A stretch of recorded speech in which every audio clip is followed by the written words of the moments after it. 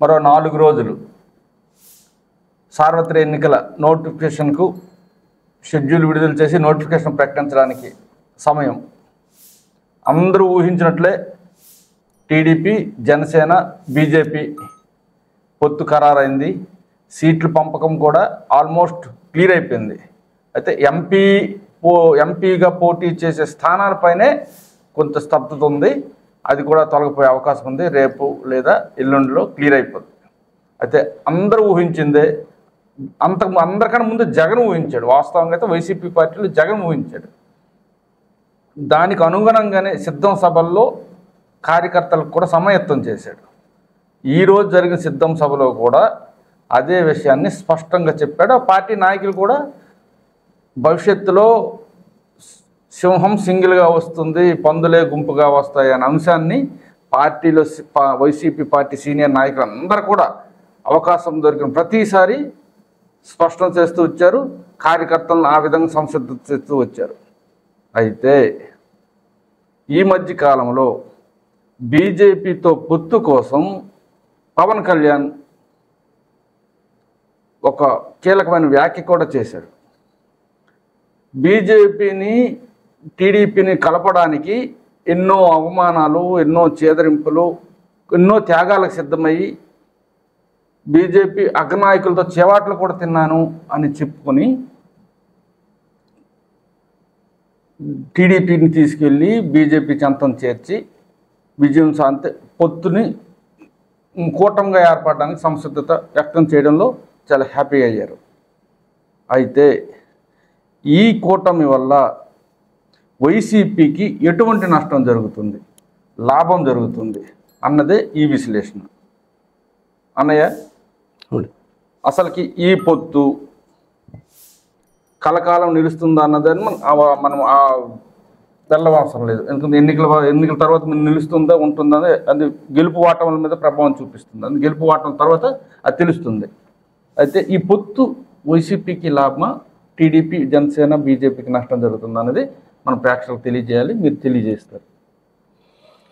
అంటే ప్రధానంగా రాష్ట్రంలో బీజేపీ, తెలుగుదేశం, జనసేన పొత్తు అధికారాన్ని పంచుకోవడానికి ఏ మేరకు అక్కడికి వస్తుందో పక్కన పెడితే, చంద్రబాబు నాయుడు బలాన్ని, ఆయన సామాజిక వర్గ స్థాయిని పెంచే విధంగా మాత్రం ఈ పొత్తు ఖచ్చితంగా మారింది. పొత్తు చంద్రబాబుతో అనగానే బీజేపీ నేతలు ఒప్పుకోలేదు. వాళ్ళ కాళ్ళు పట్టుకొని బతిమాలేను అని పాపం పవన్ కళ్యాణ్ గారు పదే పదే వాళ్ళ అంతర్గత సమావేశాల్లో చెప్పారు. నేరుగా కూడా ఎక్కడ కావలసి వచ్చినప్పుడు ప్రతిసారి చెప్పారు. ఇంత కష్టపడి ఆయన సాధించింది ఏంటి అంటే, చంద్రబాబు నాయుడు గారి సామాజిక వర్గానికి చెంది ఆయన పార్టీ సైకిల్ గుర్తు మీద టికెట్ తెచ్చుకోలేని డబ్బున్న నేతలందరికీ బీజేపీ గొడుగు కింద మళ్ళీ ఎంపీలుగా పంపడానికి ఆయన కాలు పట్టుకున్నారు తప్ప ఈ రాష్ట్రంలో అధికార బదలాయింపుకు కానీ, ఈ రాష్ట్రంలో ప్రత్యేక హోదాకు కానీ, విశాఖ ఉక్కు పరిరక్షణకు కానీ, విభజన హామీల అమలుకు కానీ ఆయన బీజేపీ కాలు పట్టుకొని ఉంటే ఎంతో పెద్ద నాయకుడు అయి ఉండేవాడు. కేవలం చంద్రబాబు గారి కోసం ఒక ఆంధ్రుడు ఎవరి ముందు తల వంచని పవన్ కళ్యాణ్ అని చెప్పుకునే ఈ పవర్ స్టార్, సముద్రం ఒకటి చిత్తవలడం ఎరగదు, కొండ ఒకటి ముందు మోకరలదు, నిండా నేను పిడికిడి బట్టే కావచ్చు, నిలబడితే నాకు ఈ దేశం జెండాకున్నంత పొగరుంది అని ఎప్పటికప్పుడు గుంటూరు శేషేంద్ర శర్మ గారి డైలాగులు చెప్పే పవన్ కళ్యాణ్ బీజేపీ నేతల కాళ్ళు ఎందుకు పట్టుకున్నారు? ఈ రాష్ట్రంలో జగన్మోహన్ రెడ్డి ప్రభుత్వం అధికారం కోల్పోతే ప్రత్యేక హోదా వస్తారా? జగన్మోహన్ రెడ్డి గడ్డి దిగిపోతే విశాఖ ఉక్కు ప్రైవేటీకరణ అవుతుందా? జగన్మోహన్ రెడ్డి ఇంటికి వెళ్ళిపోతే విభజన హామీలు అమలవుతాయా? దీని మీద క్లారిటీ ఇవ్వకుండా కేవలం బీజేపీని, టీడీపీని కలపడం కోసం ఆయన పడిన పోట్లు చూస్తే ఆయన సొంత సామాజిక వర్గం నేతలు ఈరోజు నవ్వుకుంటున్నారు. ఈరోజు బీజేపీకి ఇస్తామన్న 6 ఎంపీ సీట్లు చూస్తే రిజర్వ్డ్ నియోజకవర్గాల్లో మినహా మిగిలిన చోట్ల చంద్రబాబు నాయుడు సామాజిక వర్గానికి చెందిన గతంలో ఆయన బినామీలుగా పేరు పొందిన రాజ్యసభ సభ్యులుగా పనిచేసిన అనేక మంది నాయకులు ఇప్పుడు అకామిడేట్ అవుతున్నారు. ఈ మాత్రం దానికి పవన్ కళ్యాణ్ గారు కాలు పట్టుకోవడం ఎందుకో నాకు అర్థం కాలేదు. కొత్తగా తెలుగుదేశం సానుభూతి పరులే మెయింటైన్ చేస్తున్న ట్విట్టర్ అఫీషియల్ ఖాతాల్లో కొత్తపల్లి గీత అరకు అది రిజర్వ్ కాబట్టి ఆయనకి ఇస్తారేమో, అనకాపల్లికి సీఎం రమేష్ గారిని తెస్తున్నారట. రాజమండ్రి నుంచి బీజేపీ అధ్యక్షురాలు పురంధరేశ్వరి, ఈమె ఏ కమ్యూనిటీలో చెప్పనక్కర్లేదు. రాజంపేట మాజీ ముఖ్యమంత్రి కిరణ్ కుమార్ రెడ్డి చెప్పనవసరం లేదు. హిందూపూర్ లో సత్యకుమార్ లేదా మన హైదరాబాద్ నుంచి పరిపూర్ణానంద స్వామి. ఇక ఏమి అడుగుతున్నారు, అది సుజనా చౌదరి లేదా తపనా చౌదరి, ఎవరైనా ఒకటే, తానా చౌదరి, ఎవరైనా ఒకటే. ఇందులో ఎంతమంది? కొత్తపల్లి గీత తీసేస్తే, కిరణ్ కుమార్ రెడ్డి తీసేస్తే మిగిలిన వాళ్ళందరూ కూడా చౌదరిలే.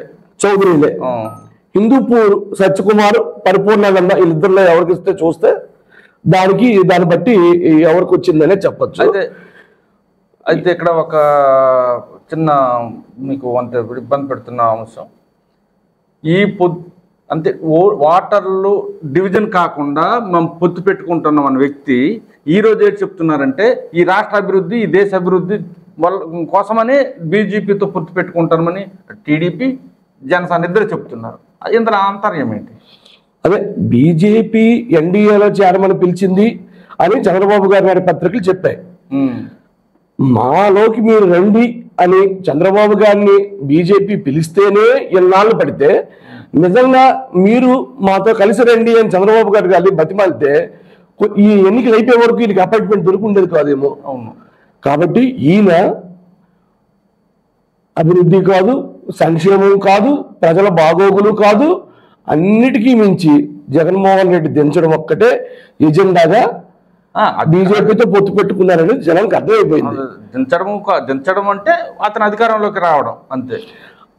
మొన్న జెండా కార్యక్రమంలో కూడా జెండా సభ పవన్ కళ్యాణ్ గారి బాడీ లాంగ్వేజ్, గుర్తు పెట్టుకో జగన్, నిన్ను దించకపోతే నా పేరు పవన్ కళ్యాణే కాదు, నా పార్టీ జనసేనే కాదు అని ఆవేశంగా ఊగిపోతున్న విషయం జనం క్లియర్గా చూశారు. వీళ్ళు ఏం చేస్తాం, మేము వస్తే ఏం చేయగలం అనే చెప్పకుండా జగన్ దించడమే ఇంతవరకు ఎన్నికల క్యాంపెయిన్గా పొత్తుల లక్ష్యంగా నడుస్తుంది.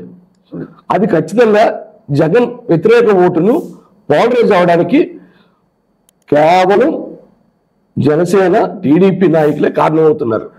మేము అసెంబ్లీలో అడుగు పెడతాను అన్న వ్యక్తి, అసెంబ్లీ కాదు పార్లమెంట్ పై వైపు నడుస్తున్న వ్యక్తి ఇప్పుడు అసెంబ్లీలో అడుగు పెడతాను అని చెప్పి పార్లమెంట్లో అడుగు పెట్టడానికి గల కారణం ఏంటి?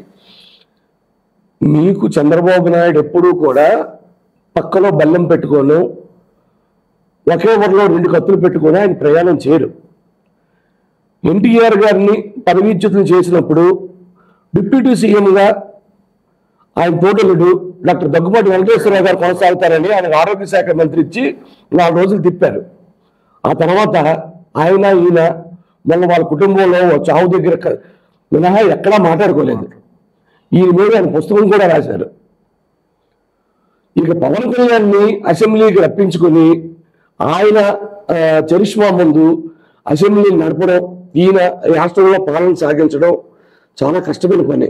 కాబట్టి ఖచ్చితంగా ఆయన కేంద్ర మంత్రి ఇస్తారని, కేంద్రంలో ఉంటే ఆయన రాష్ట్రంలో ఈయన కలిపి మొత్తం దేశంలో చక్రం తెప్పొచ్చని ఒక భ్రమలో పవన్ కళ్యాణ్ గారి నుంచి ఖచ్చితంగా ఎంపీకి పంపిస్తారు.